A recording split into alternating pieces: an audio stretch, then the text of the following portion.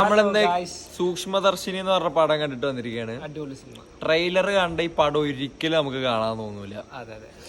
പക്ഷെ പടം കാണാൻ ചില പടങ്ങൾ അങ്ങനെയാണ്.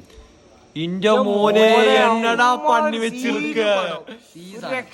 അയ്യോ ഇതിന്റെ ഡയറക്ടറിന് എടുത്തു പറയണം, MC ജിതിൻ എടുത്തു പറയണ്ട. ഒരു 100% ഡയറക്ടറാണെന്ന് പറയാം. ക്രിസ്റ്റോ പക്കായിട്ട് ആ ഒരു മിസ്റ്ററിക്ക് വേണ്ട സാധനം.